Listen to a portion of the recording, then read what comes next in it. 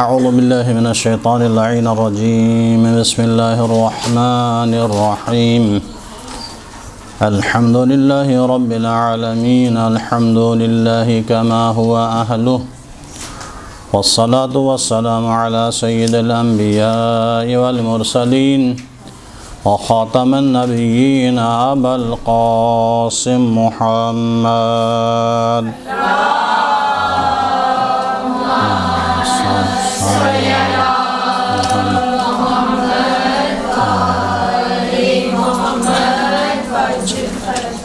اما بعد فقد قال اللہ تبارک و تعالی فی محکم کتابہ الکریم ومبرم خطابہ العظیم بسم اللہ الرحمن الرحیم یا ایہا الذین آمنوا اذا نودی للصلاة من یوم الجمعة فسعوا الى ذکر اللہ وذروا البیع ذالکم خیر لکم ان کنتم تعلمون۔ صلوات کو دفع پڑھیے اللہم صلی علی محمد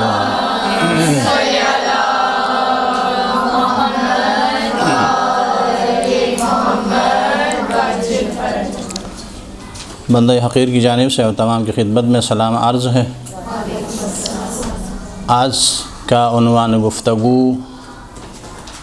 روز جمعہ کی فضیلت اور اعمال روز جمعہ۔ جس آیت کی تلاوت کی گئی وہ آپ مسلسل پڑھتے بھی ہوں گے اور سنتے بھی ہوں گے۔ رب لا یزال کا ارشاد گرامی ہے کہ صاحبان ایمان روز جمعہ نماز کے لیے جب صدا دی جاتی ہے تو جلدی سے عبادت کی طرف آ جاؤ اور اپنے خرید و فروخت کو ترک کر دو۔ شاید تمہارے لیے یہ اس طرح سے انجام دینا، کاروبار کو چھوڑ کر عبادت کی طرف آنا بہت بہتر ہے اگر آپ جانتے ہوں۔ یہ اس کا لفظی ترجمہ ہے۔ ہمارا عنوان گفتگو جمعہ کی فضیلت ہے۔ دیکھیے گا، پروردگار عالم نے اپنے بندگان کو اپنی عبادت کی طرف، اپنی پرستش کی طرف اپنی لارے کتاب میں بلایا ہے، مگر جس تاکید کے ساتھ روز جمعے کو عبادت کی طرف دوڑ کے آنے کا کہا ہوا ہے، کسی اور مقام پر اس کا تذکرہ نہیں ہے سوائے روز جمعے کے دن کی اذان کی بات ہے، بلانے کی بات ہے۔ تو روز جمعے کو پروردگار نے فضیلت دی ہے۔ اس دن کی بہت ساری فضیلتیں ہیں، عبادت کی طرف ترغیب دلا دی گئی ہے۔ معصومین کے ارشادات ہیں کہ انشاءاللہ بیان ہوتے رہیں گے درمیان میں۔ مولا کائنات علی بن ابی طالب علیہ السلام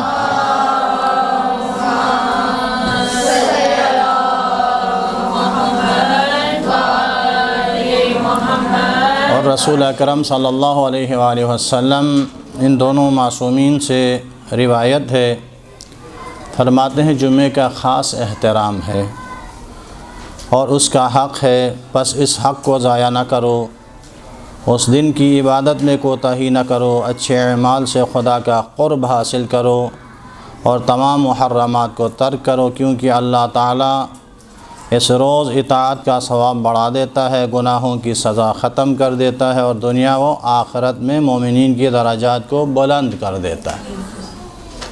توجہ کی گزارش ہے۔ دیکھیے گا، پچھلے درس میں بھی آپ کی خدمت میں گزارش کی تھی کہ کچھ ساعات، کچھ ایام، کچھ پہروں کا بھی عمل دخل ہوتا ہے۔ عبادت کی اہمیت انہی ساعتوں میں کی جائے تو عبادت کی اہمیت بھی بڑھ جاتی ہے، ثواب بھی بڑھ جاتا ہے۔ تو اسی لیے شریعت میں، دین اسلام میں عبادتوں کے لیے مختص جو دن کیا گیا ہے وہ روز جمعہ ہے۔ جمعہ کے دن بلکہ دین کے لیے، دینی مسائل کے لیے مشخص کیا گیا یہ دن ہے کہ جہاں اس کی طرف توجہ دلائی گئی ہے یہ ایام ہفتہ میں سے سردار الایام کہا جاتا ہے، اسے عید قرار دیا گیا ہے۔ عید قرار دینے کے بارے میں بہت ساری روایتیں بھی ہیں، تفاصیل بھی ہیں۔ روز جمعہ عید قرار پانے کی بڑی وجہ یہی ہے کہ اس روز امام عصر علیہ الصلوۃ والسلام اللہم صلی علی محمد وآل محمد محمد وآل محمد، زمین کو کفر و شرک کی آلودگی، گناہوں کی کثافت اور جابروں اور منکروں اور منافقوں کے وجود سے پاک کریں گے۔ اسی دن اعلاء حق، اعلاء کلمہ حق اور اظہار دین و شریعت کے باعث مومنین خاص کے دل مسرور ہوں گے، اس لیے اس کو عید قرار دیا گیا ہے۔ ویسے دیکھیے گا، عبادت کے لیے کوئی خاص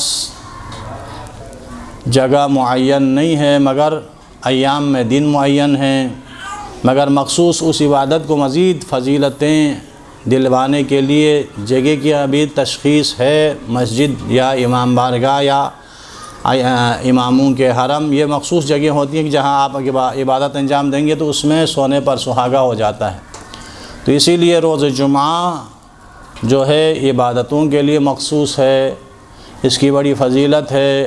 آپ معین کریں، بلکہ چھٹے امام جعفر صادق علیہ السلام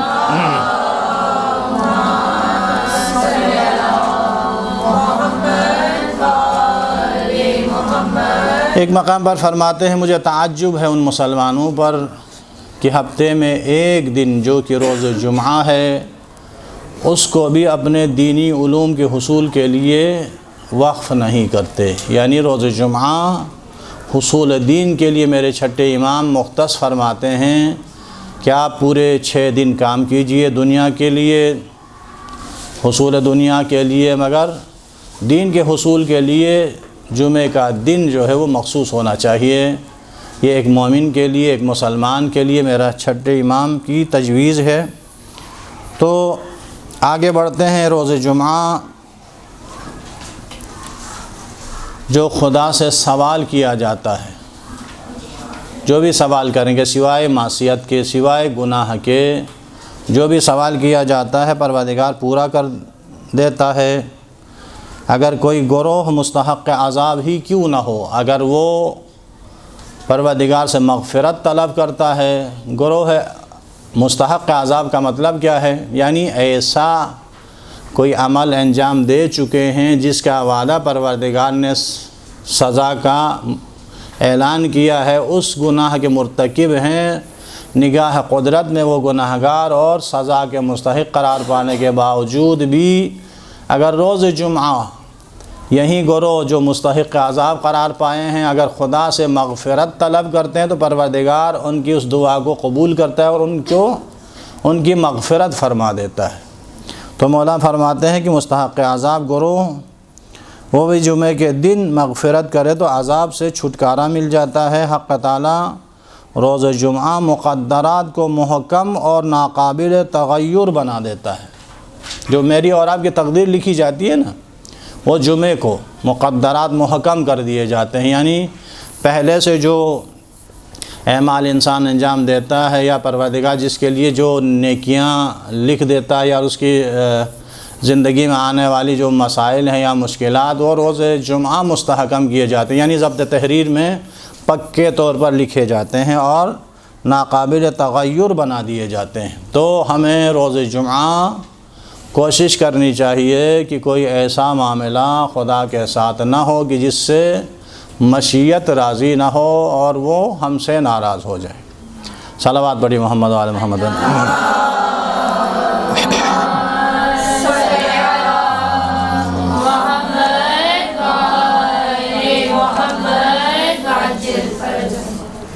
اب آگے بڑھتے ہیں۔ روز جمعہ معین ہے عبادت کے لیے، خدا سے تقرب حاصل کرنے کے لیے، مناجات خدا کے لیے۔ تو روز جمعہ کیا کریں، کون سی عبادتیں انجام دیں، کیا پڑھیں؟ کیا کیا جائے، دنیاوی امور میں سے کیا انجام دیے جائیں، نمازوں میں کس طرح سے کون سی صورتوں کی تلاوت کی جائے، یہ آج کے اعمال کی صورت میں سب سے پہلے اذان فجر کے بعد، فجر کی نماز کی بات ہوتی ہے۔ روز جمعہ کا پہلا عمل جو ہے وہ فجر کی نماز کی بات ہے کہ آپ روز جمعہ جو فجر کی نماز پڑھیں گے، اس کے لیے معصوم فرماتے ہیں کہ سورہ حمد کے بعد سورہ جمعہ پہلی رکعت میں اور دوسری رکعت میں سورہ حمد کے بعد سورہ توحید۔ فجر کی نماز کے بعد، یہ تو نماز کی حد تک ہے۔ آپ اس دن بھی بات ہوئی تھی، اگر کسی مومنہ کو اگر یاد نہ ہو تو کھول کے بھی پڑھ سکتی ہیں، مگر کراہت کے ساتھ۔ کراہت ہے کھول کے پڑھنا واجب نمازوں میں، مستحب نمازوں میں تو کوئی کراہت نہیں ہے، اس لیے تو بڑی بڑی صورتوں کا جو ہے وہ تذکرہ ہے، وہ آرام سے آپ کھول کے پورے قرآن اٹھائیے یا مخصوص وہ سورہ اٹھائیے۔ الگ الگ سورے بھی آتے ہیں پرنٹڈ، وہ آپ اٹھا کے پڑھ سکتی ہیں۔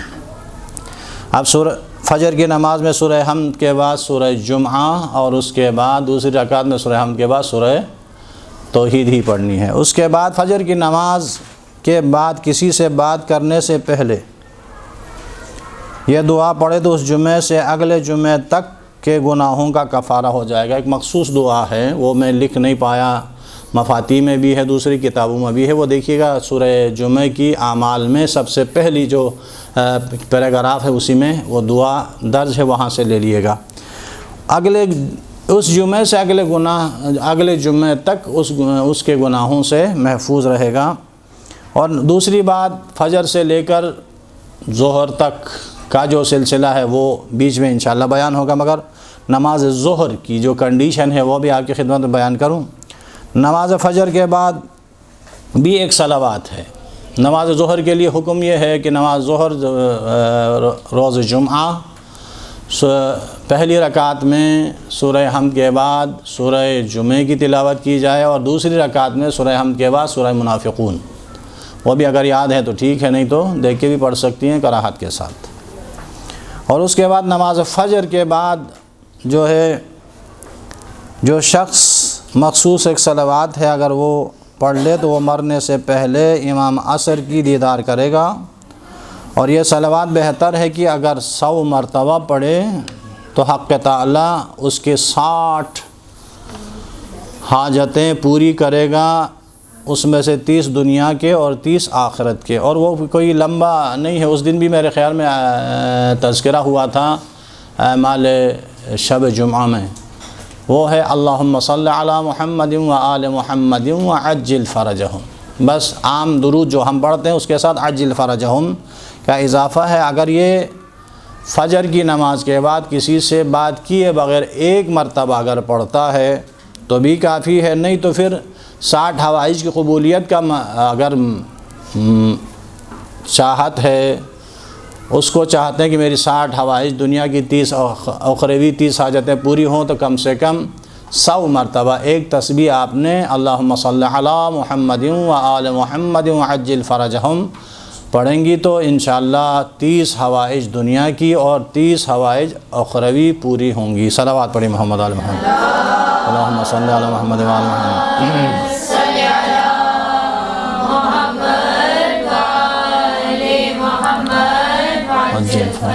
اس کے بعد سورہ نماز فجر کے بعد تعقیبات میں یا فرصت جب بھی ہو، فجر کے تعقیبات میں تذکرہ ہے سورہ رحمان کی تلاوت کی۔ فجر کی نماز کے بعد آپ سورہ رحمان کی تلاوت کریں گی۔ آپ کو پتہ ہے پروردگار عالم نے اپنے مخصوص جو بڑی نعمتیں ہیں پروردگار نے سورہ رحمان میں تذکرہ کیا ہے ان کا۔ ہے تو انسان کے پاس جتنی چیزیں ہیں، کائنات میں جتنی چیزیں ہیں، پروردگار نے اس انسان کے لیے نعمتیں ہی قرار دی ہیں۔ کوئی انسان کے مخالف کوئی شے پروردگار نے دنیا میں خلق ہی نہیں کی ہے۔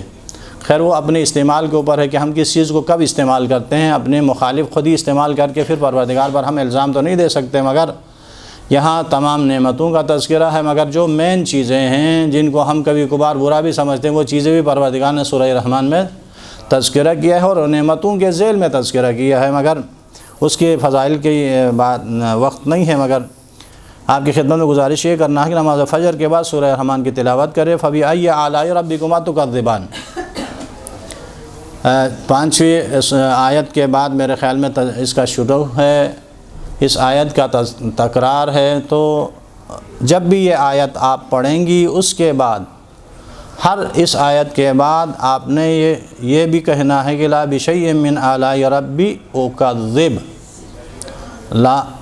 لا بشیء من آلاء ربی اکذب، لا بشیء من آلاء ربی اکذب، یعنی اس میں تو یہی کہا جاتا ہے فبأي آلاء ربكما تكذبان، جو ترجمہ سلیس ترجمہ ہے اس میں یہی ہے کہ تم اپنے رب کی کون کون سی نعمتوں کو جھٹلاؤ گے۔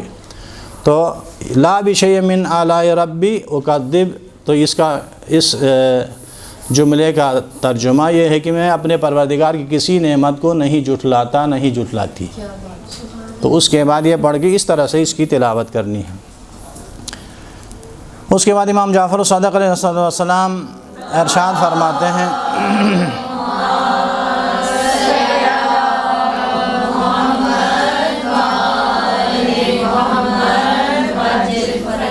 پورے دن میں کون سے سوروں کی تلاوت کی جائے؟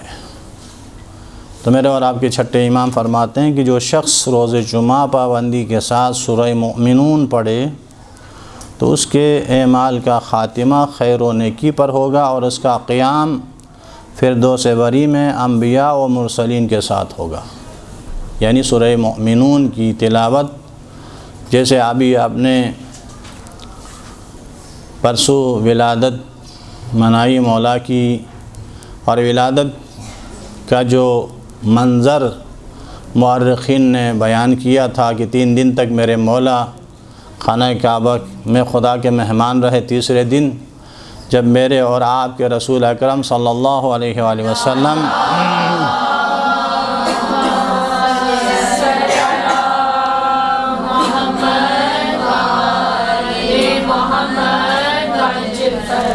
اپنے وصی اور اپنے جانشین کو جب لینے گئے تھے تو سب سے پہلے مولا نے رسول اکرم کی چہرہ اقدس کی زیارت کی۔ اس کے بعد جو قرآن میں سے جس سورے کی اور جس آیت کی تلاوت کی وہ سورہ مومنون کی پہلی آیات تھی، قد افلح المؤمنون۔ تو گزارش چھٹے امام بھی فرماتے ہیں کہ مؤمنوں اور مؤمنات کا تعلق ہی سورہ مومنون سے ہے، تو اسی کو پڑھ کر اپنے کردار کو بھی سنوارا جا سکتا، اپنے آخرت کو بھی۔ اسی لیے میرے چھٹے امام فرماتے ہیں کہ روز جمعہ جو سورہ مومنون کی تلاوت کرے گا تو اس کا خاتمہ، اس کے اعمال کا خاتمہ خیر و نیکی پر ہوگا، اور کل قیامت میں فردوس بری میں انبیاء اور مرسلین کے ساتھ ہوگا۔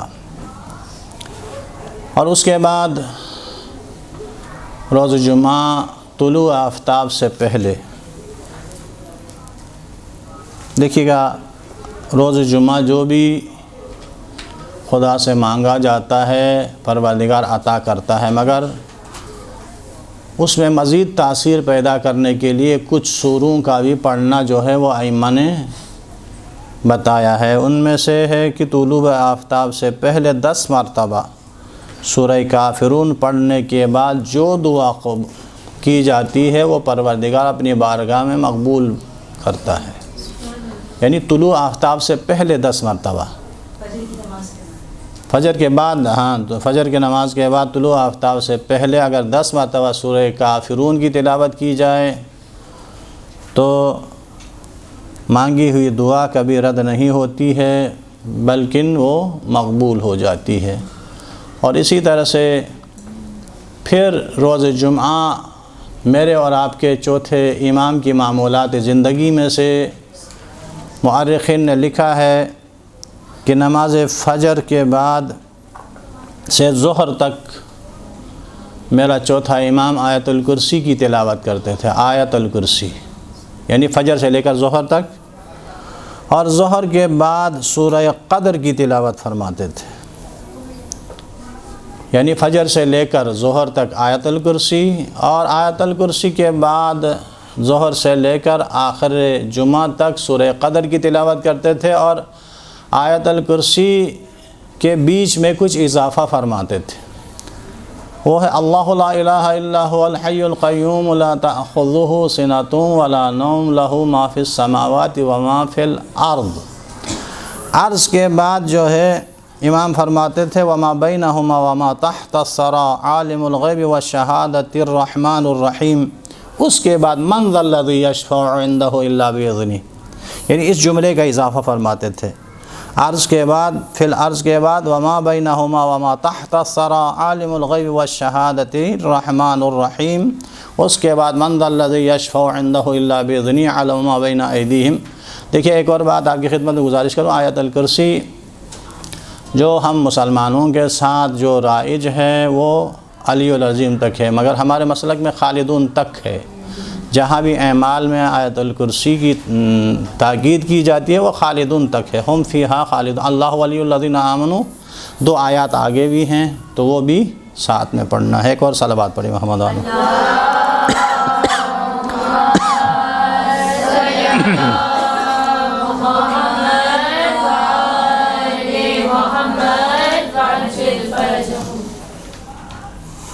اس کے بعد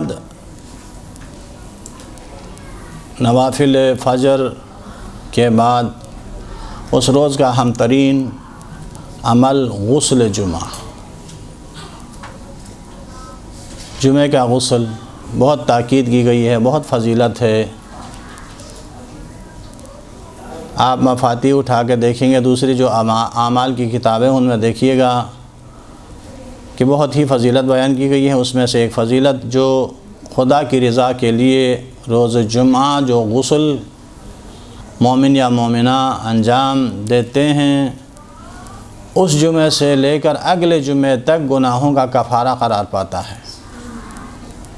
روز جمعے کا غسل بہت تاکیدی ہے، اگر کوئی عذر شرعی نہیں ہو تو بہت تاکید ہے، اور کب سے کب تک کیا جا سکتا ہے، یہاں تک مولا کائنات علی ابن ابی طالب علیہ السلام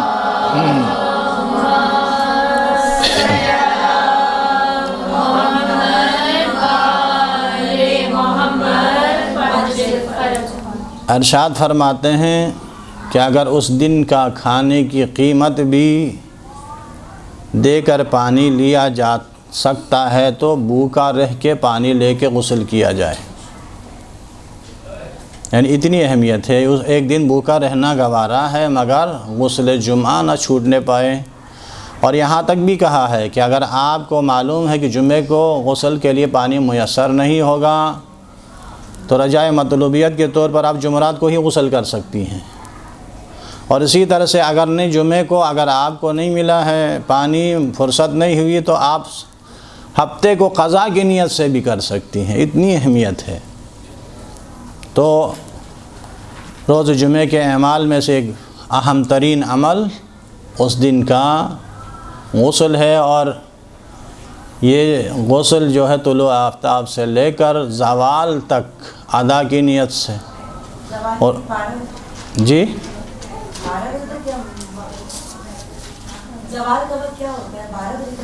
نہیں، آدھے دن کو بولتے ہیں، وہ پھر درمیان نکالنا پڑے گا، طلوع آفتاب سے لے کر غروب آفتاب کا درمیانی جو ٹائم ہوتا ہے اس کو بولتے ہیں زوال۔ نہیں، کبھی 12 بجے نہیں ہوتا، بلکہ 12:25 سے لے کر تقریباً 12:51 52 تک بھی جاتا ہے، یہ زوال کا ٹائم اوپر نیچے ہوتا رہتا ہے۔ تو اس زوال سے پہلے جی نہیں، ہاں، اس ادا کی نیت سے غسل جو ہے وہ طلوع آفتاب سے لے کر زوال کے درمیان اگر کریں گی تو ٹھیک ہے۔ اس کے بعد سے لے کر غروب آفتاب تک جو ہے وہ نہ ادا کی نیت سے کریں گے نہ قضا کی نیت سے، بس جو معافی ذمہ کی نیت سے جو ہے وہ اس غسل کو کیا جاتا ہے۔ اور اس میں 2 مسائل ہیں۔ ایک مسئلہ یہ ہے کہ آیت اللہ سیستانی، آیت اللہ خوئی کے مقلدین کے لیے مسئلہ یہ کہ اسی غسل جمعے سے ڈائریکٹ آپ نماز بھی پڑھ سکتی ہیں۔ آیت اللہ خامنائی اور آیت اللہ خمینی کا مسئلہ یہ ہے کہ نہیں، وہ غسل کافی نہیں ہے، نمازوں کے لیے جن کے لیے وضو شرط ہے اس غسل کے بعد وضو بھی کرنا لازم ہے۔ غسل کے بعد کا مسئلہ ہے، ویسے تاکید تو ہر دن کا ہے کہ آپ روزانہ اپنی دن کی ابتدا جو ہے وہ صدقے سے کیجئے۔ صبح دیا ہوا صدقہ آپ کی پورے دن کی محافظت کرتا ہے، اور شام میں دیا ہوا صدقہ پوری رات۔ مگر روز جمعہ جو ہے وہ صدقے کی بہت تاکید کی گئی ہے۔ جتنا بھی آپ صدقات دے سکتی ہیں گھر والوں کی جانب سے، بچوں کی جانب سے، روز جمعہ صدقہ دے دیں۔ کیوں؟ عام دنوں کے صدقے کے مقابلے میں روز جمعہ کا دیا ہوا صدقے کا ثواب 1000 گنا پروردگار بڑھا دیتا ہے، 1000 گنا۔ تو اس دن بھی تھوڑی سی بات ہوئی تھی کہ ہم منافع کے پیچھے دوڑنے والے دنیا پرست لوگ ہیں، تو ہم منافع جہاں زیادہ ملتا ہے اس طرف جانا چاہتے ہیں، اسی طرف بھاگنا چاہتے ہیں، اور وہیں ہوتا بھی ہے کہ انسان ہیں تھوڑی سی آخرت اور نفس کی تربیت نہ ہونے کی وجہ سے آخرت کی طرف کم جاتے ہیں، دنیا کی طرف کچھ زیادہ جاتے ہیں، تو یہیں سلسلہ ہوتا ہے۔ مگر یہاں بھی پروردگار نے ہمیں ترغیب دلائی ہے کہ دیکھیے روز جمعہ اگر آپ 1 روپیہ میری راہ میں صدقہ دیں گے یا اپنے اولاد کی محافظت کے لیے اپنی طرف سے دے دیں گے، تو ایسا ہے کہ جیسے 1000 روپے دیے ہیں، 1000 گنا بڑھا دیتا ہے۔ اور دوسرا عمل روز جمعہ جو بہترین میرے اور آپ کے 5ویں امام محمد باقر علیہ السلام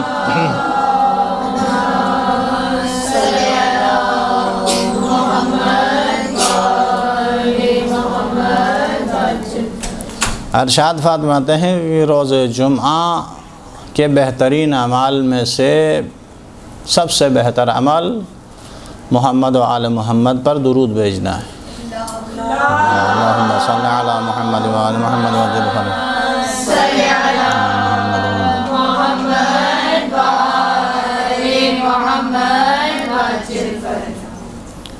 اور آج روز جمعہ بھی ہے اور ماہ رجب بھی ہے۔ انشاءاللہ اس حوالے سے بعد میں ایک روایت آپ کی خدمت میں بیان کروں گا۔ روز جمعہ درود پڑھنے کا بہترین وقت کیا ہے؟ امام فرماتے ہیں کہ عصر کے وقت کے بعد، نماز عصر کے بعد۔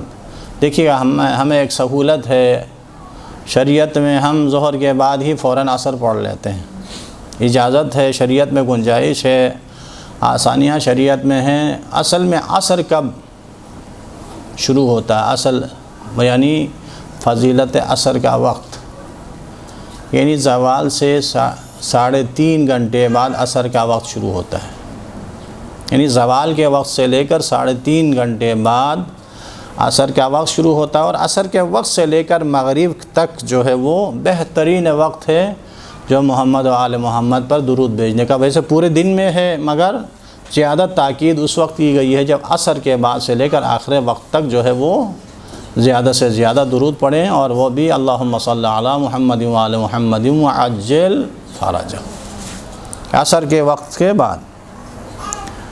اور اس کے بعد روز جمعہ کے اعمال میں سے ہے قبور کی زیارت، مستحبات میں سے ہے۔ تاکید کی گئی ہے ائمہ اطہار نے کہ روز جمعہ اپنے مرحومین کی قبور کی زیارت کریں۔ کیوں ایسا ہے؟ دیکھیے گا، جو مرحومین ہیں وہ انتظار میں ہوتے ہیں، کوئی ہے ہماری زیارت کو آنے والا، ہماری پوچھنے والا۔ دنیا میں تو جب زندہ تھے تو بہت سارے ملنے بھی آتے تھے، پوچھنے بھی آتے تھے، بچے بھی، بچیاں بھی، بیٹیاں بھی، بیٹے بھی، مگر رخصت ہونے کے بعد بہت کم ایسا ہوتا ہے۔ بہت آپ جیسی اچھی بیٹیاں، اچھی اولادیں انہیں یاد رکھتی ہیں، مگر اکثر بہت مشکل ہوتی ہے۔ وہ زیارت قبور کی فضیلت اور ان کے آثار اور ان کی برکتیں ایک الگ موضوع ہے، مگر روز جمعہ کے اعمال میں سے ایک عمل جو مستحب عمل ہے وہ آبا و اجداد اور مومنین کی قبور کی زیارت ہے۔ وہاں جانا مستحب ہے، زیارت کیجئے، انہیں یاد کیجئے، اور روز جمعہ انہیں یاد کرنا مستحبات جمعہ میں سے، اعمال جمعہ میں سے قرار دیا گیا ہے۔ اور اس کے بعد روز جمعہ دعائے ندبہ، کیونکہ یہ روز جمعہ ہی منسوب ہے میرے اور آپ کے امام عصر سے، اس وجہ سے ان کو یاد کرنا، ان کے نام سے موسوم اس دعا کو پڑھنا جو ہے وہ مستحبات جمعہ میں سے ہے، اعمال روز جمعہ میں سے ہے دعائے ندبہ کی تلاوت کرنا۔ جی دعائے ندبہ کا بہترین وقت جو ہے وہ فجر کے بعد ہے، علی الصباح، ممکن ہو تو فجر کے بعد پڑھیے، نہیں اگر ممکن نہیں تو کسی بھی وقت دن میں روز جمعہ کے اعمال میں سے، مگر بہترین وقت صبح کا وقت ہے، آپ اسی وقت پڑھیے روز جمعہ۔ اور اس کے بعد روز جمعہ دعائے عشرات اور دعائے سماعت کی بھی تلاوت کی تاکید کی گئی ہے، اور خصوصاً دعائے سماعت جو ہے وہ مغرب سے یعنی سورج غروب ہونے سے آدھا گھنٹے پہلے پڑھیے۔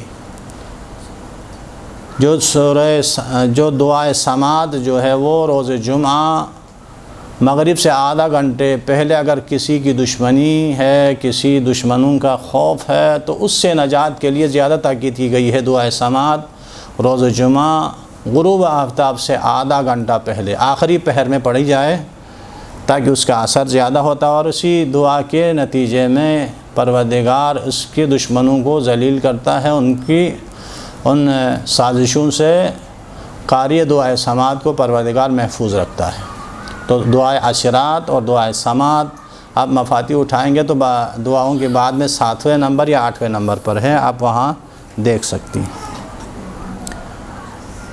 یہ تو تھی دعائیں، پڑھنے والی دعائیں، اور اس کے بعد ہے نمازیں۔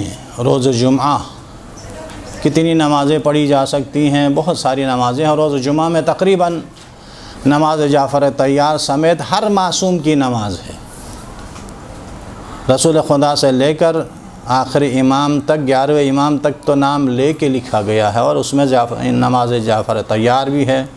اور اس کے لیے نماز جعفر طیار کے لیے روز جمعہ کے جو ہے وہ ترکیب ہے وہ اس طرح سے ہے کہ جمعہ، بدھ، جمعہ، جمعرات اور جمعہ 3 دن جو ہے وہ روزہ رکھنا ہے، اور اس کے بعد عصر کے ٹائم پہ بیاباں میں نکل کے صدقہ دینے کے بعد بیاباں میں جا کر نماز جعفر طیار پڑھنے کی بہت تاکید کی گئی ہے، فضیلت ہے، مگر اتنا مشکل ہے کہ کہاں جا کے بیابانوں میں پڑھیں، خصوصاً ہمارے لوگ گھروں میں محفوظ نہیں ہیں تو باہر جا کے بیابانوں میں کہاں پڑھیں گے۔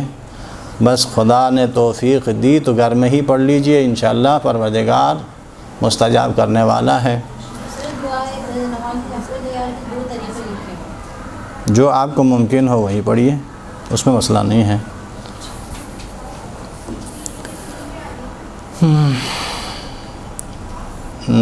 روز جمعہ نمازیں 20 رکعت نماز ہے، 20 رکعت مستحب نماز ہے، ایڈیشنل ہے، جو نوافل نماز یومیہ ہے ان کے علاوہ یہ 20 رکعت نماز ہے۔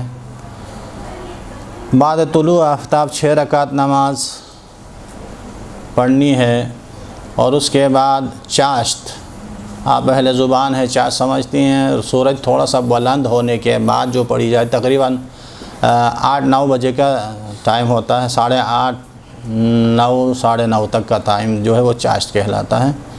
تو چاشت کے وقت جو ہے وہ 6 رکعت نماز پڑھنی ہے، قریب زوال 6 رکعت نماز پڑھنی ہے، اور جمعہ یا ظہر سے پہلے 2 رکعت، تو یہ 20 رکعت نماز ہوتی ہے جو روز جمعہ ایکسٹرا چیزیں ہیں، تاکید کی گئی اس دن 20 رکعت الگ سے پڑھی جائے۔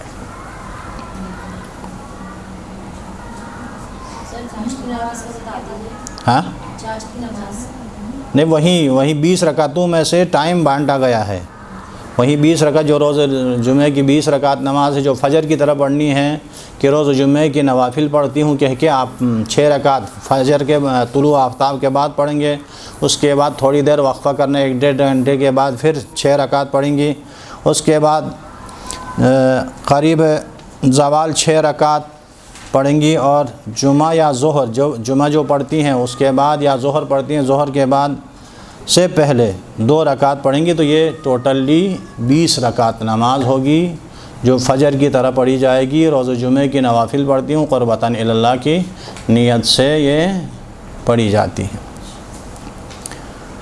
اور 4 رکعت نماز اور بھی ہے کہ جو امام فرماتے ہیں کہ جو روز جمعہ زوال سے پہلے 4 رکعت نماز پڑھے کہ ہر رکعت میں 10 مرتبہ سورہ حمد، آیت الکرسی، سورہ کافرون، سورہ توحید، سورہ فلق اور سورہ والناس 10 مرتبہ پڑھنی۔ بعض ایک روایت میں ہے کہ سورہ حمد 10 مرتبہ پڑھی جائے گی اور باقی سورہ آیت الکرسی، سورہ کافرون، سورہ توحید، سورہ فلق، سورہ والناس 1 مرتبہ۔ ایک روایت میں ہے کہ ساری کی ساری صورتیں اور آیت الکرسی 10 مرتبہ پڑھ کے یہ 4 رکعت نماز پڑھی جاتی ہے جو زوال سے پہلے پڑھی جاتی ہے۔ یہ نمازوں کا تذکرہ تھا، اور اس کے بعد امام محمد باقر علیہ السلام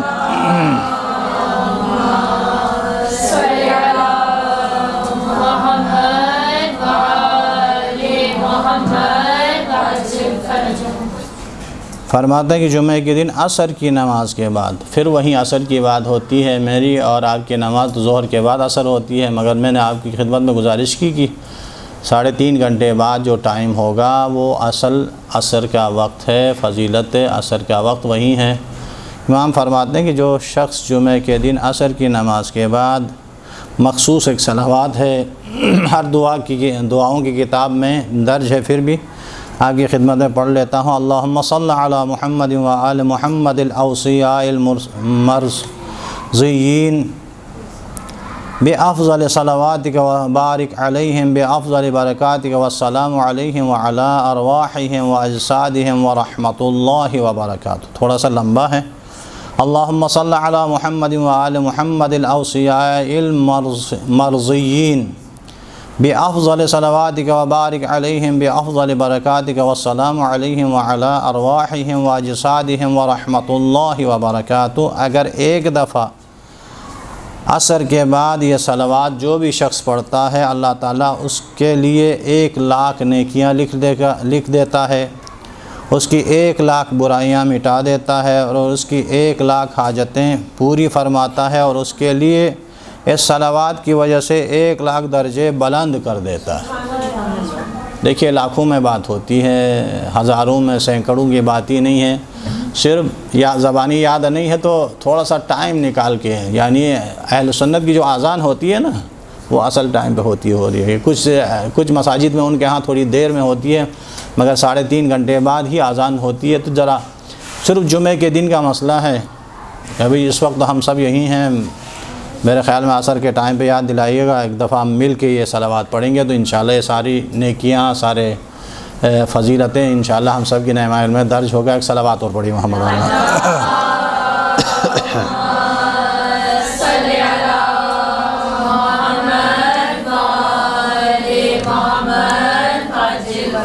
عصر کا ٹائم ہو گیا ہے، ایک دفعہ مل کے پڑھیے گا۔ اللہم صل علی محمد و آل محمد الاوصیاء المرضیین بافضل صلواتک و بارک علیہم بافضل برکاتک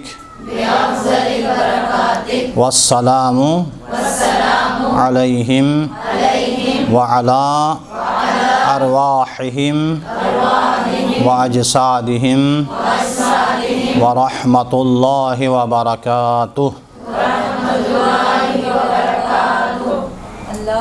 اللہم صل علی محمد و آل محمد اور اس کے بعد رسول اکرم صلی اللہ علیہ وآلہ وسلم اللہم صلی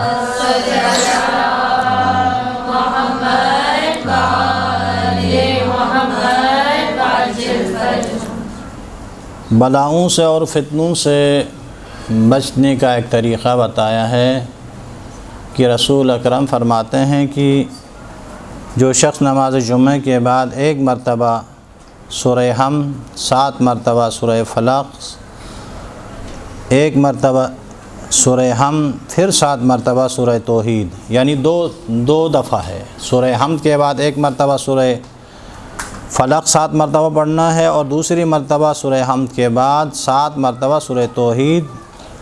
جو بھی شخص روز جمعہ پڑھے گا تو اسے رسول فرماتے ہیں کہ آئندہ جمعہ تک کوئی بلا اور کوئی فتنہ اس تک نہیں پہنچے گا، کوئی بلا، کوئی بیماری۔ جی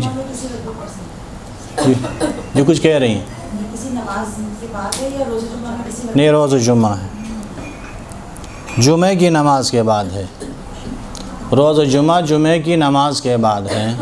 جو جمعہ کی نماز پڑھنے جاتے ہیں ان کے لیے ہے، نہیں تو پھر ظہر کے بعد بھی پڑھ سکتی ہیں، مسئلہ نہیں ہے۔ 1 مرتبہ سورہ حمد، 7 مرتبہ سورہ فلق، اور دوسری دفعہ سورہ حمد کے بعد 7 مرتبہ سورہ توحید پڑھیں گے تو اگلے جمعہ تک بلاؤں اور مصیبتوں سے انسان محفوظ رہے گا۔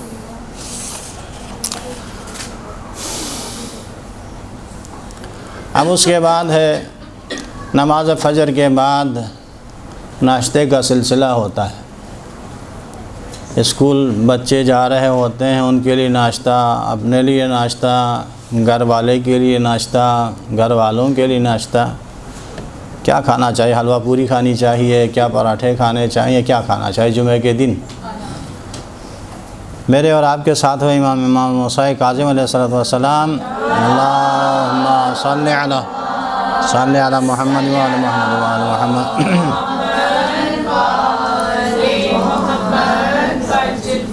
ارشاد فرماتے ہیں کہ جو شخص روز جمعہ ناشتے میں انار کھائے تو اس کا دل 40 دن تک نورانی رہے گا۔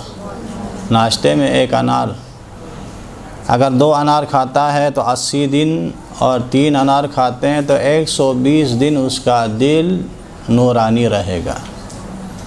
تو کوشش کیجئے گا۔ اس دن بھی بتایا تھا کہ 1 انار پورا کھانا ہے، کسی کو شامل نہیں کرنا ہے، کیونکہ یہ روایتوں میں ہے کہ جنت کے پھلوں میں سے یہ پھل ہے، اور ان میں سے 1 دانہ بعض روایتوں میں بیان ہوا ہے کہ جنت کے پھلوں میں سے 1 حصہ، 1 دانہ کم سے کم جنت کا ہوتا ہے۔ جو اس انار کو کھاتا ہے وہ اپنے خوراک کے اعتبار سے بعض روایتوں میں جنت لے جاتا ہے۔ تو اسی لیے کوشش کریں کہ 1 انار خود کھائیے، کم از کم مہینے میں 1 دفعہ 1 تو کھانا چاہیے، 1 جمعے کو۔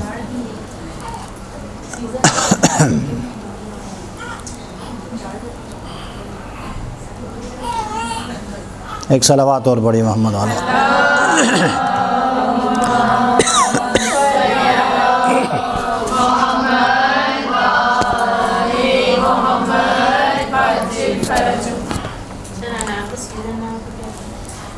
ہاں نہیں، انار ہر وقت ہی دستیاب ہوتا ہے۔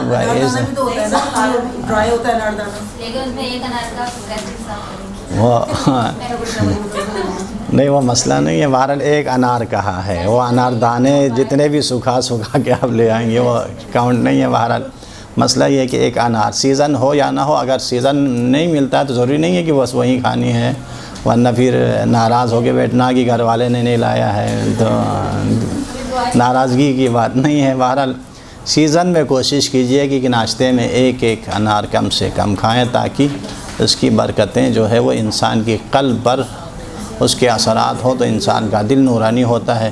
جب انسان کا دل نورانی ہوتا ہے تو ہر نیکی کو حاصل کرنے کا انسان جستجو کرتا ہے، ہر سعادت کو پانے کی کوشش کرتا ہے۔ جب دل نورانی نہیں ہوتا تو انسان نیک اعمال کی طرف کم قدم بڑھاتا ہے، برائیوں کی طرف اس کا دل زیادہ جاتا ہے۔ تو اسی لیے معصوم فرماتے ہیں کہ روز جمعہ ناشتے میں 1 انار جو کھائے گا اس کا دل 40 دن، 2 کھائے گا تو 80 دن، 3 کھائے گا تو 120 دن نورانی رہے گا۔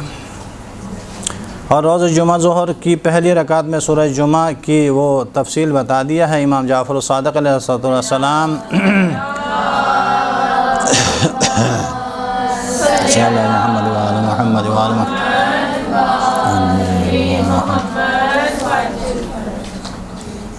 نماز فجر یا نماز ظہر کے بعد اگر کوئی شخص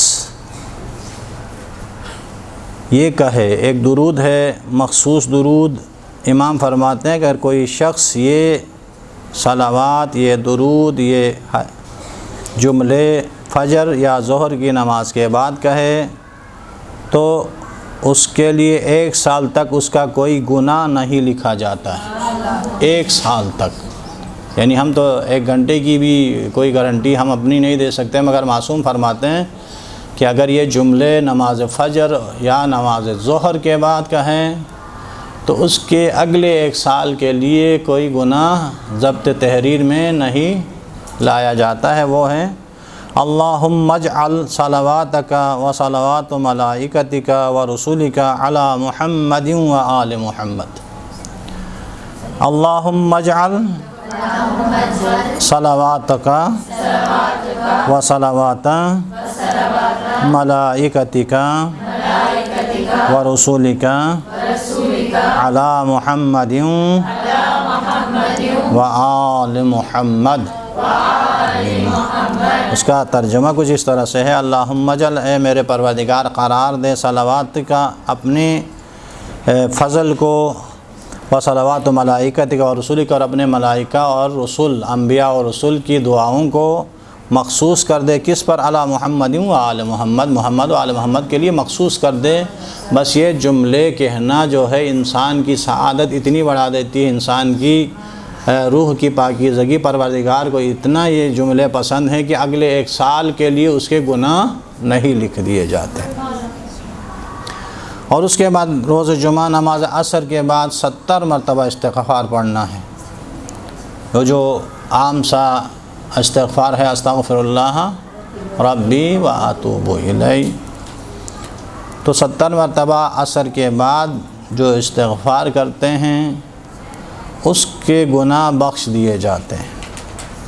تو اس کے گناہوں کی بخشش کے لیے، ہم سب کی گناہوں کی بخشش کے لیے عصر کے بعد 70 مرتبہ استغفار پڑھنا ہے، تاکہ پروردگار عالم ہم سب کے گناہوں کو معاف فرمائے۔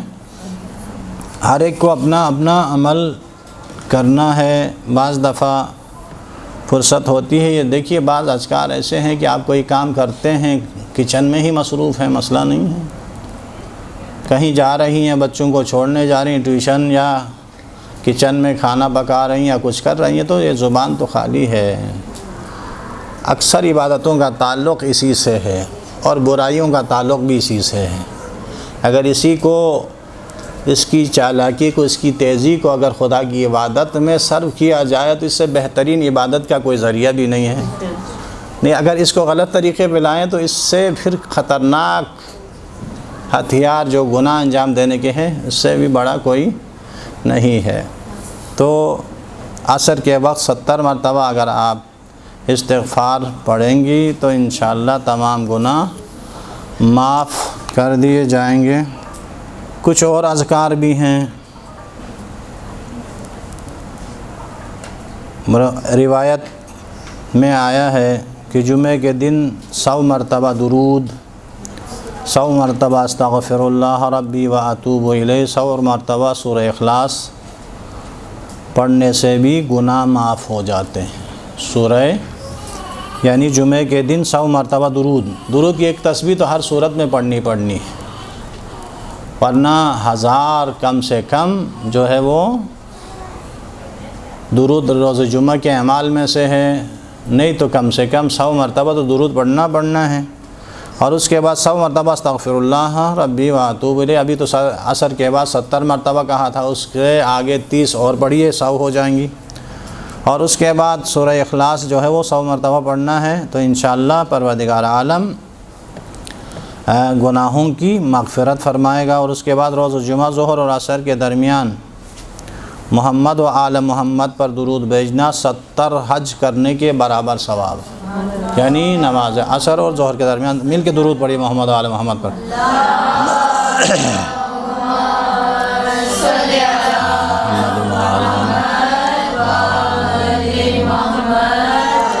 ظہر اور عصر کے درمیان اگر درود پڑھا جائے تو اس کا ثواب اتنا ہے کہ جیسے 70 حج انجام دیے جائیں۔ اور اس کے بعد ایک اور عمل ہے جو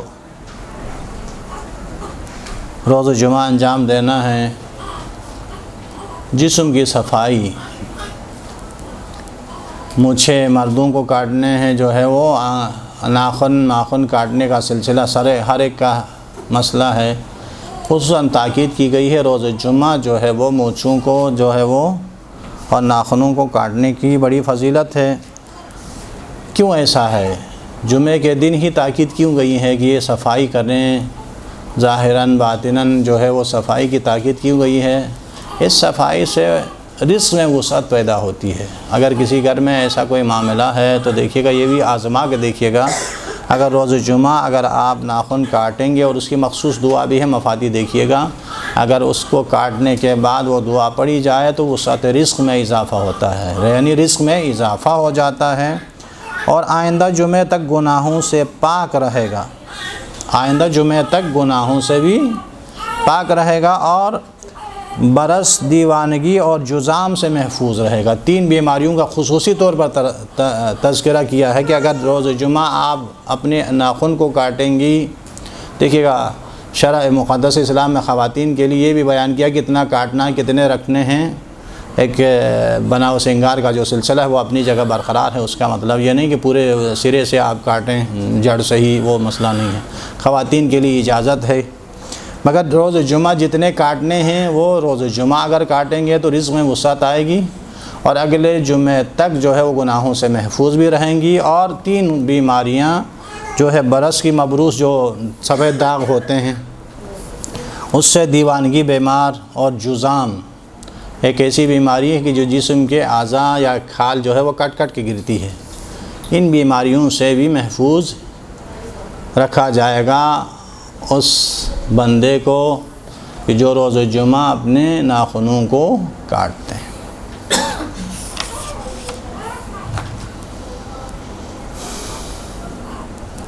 اور اس کے بعد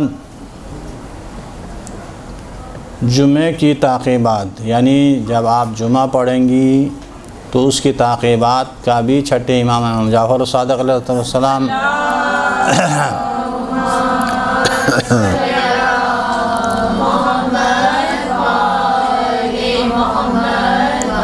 ارشاد فرماتے ہیں جو شخص نماز جمعہ کی تعقیبات میں سورہ ہم 7 مرتبہ، سورہ ناس 7 مرتبہ، سورہ فلق 7 مرتبہ، سورہ توحید 7 مرتبہ، سورہ کافرون 7 مرتبہ و آخر میں سورہ توبہ کی آیت ہے لقد جاءکم رسول اللہ سے لے کر آخر تک، اور سورہ حشر کی آیت لو انزلنا ھذا القرآن سے لے کر آخر تک، اور سورہ آل عمران کی 5 آیات ہیں ان فی خلق السماوات سے انک لا تخلف المیعاد کے درمیان جو 5 آیاتیں ہیں، اس کی تلاوت اور اس کی تلاوت کرے گا تو تعقیبات جمعے میں ان آیات اور ان سوروں کی جو تلاوت کرے گا اس جمعے سے آئندہ جمعے تک دشمنوں کے شر اور دیگر آفات سے محفوظ رہے گا، یعنی دشمنوں کے شر اور آفات و بلیات سے انسان محفوظ رہتا ہے۔ تو یہ تعقیبات جمعے کی فضیلت ہے اور تاکید کی گئی ہے کہ 7 مرتبہ سورہ ہم پڑھی جائے، 7 مرتبہ سورہ فلق اور سورہ ناس، سورہ توحید، سورہ کافرون، یہ سب 7 مرتبہ پڑھنا ہے۔ اور مخصوص جو آیات ہیں سورہ توبہ کی لقد جاءکم رسول اللہ سے لے کر آخر تک، سورہ حشر کی لو انزلنا ھذا القرآن سے لے کر آخر تک، اور آل عمران سورہ آل عمران کی 5 آیتیں ان فی خلق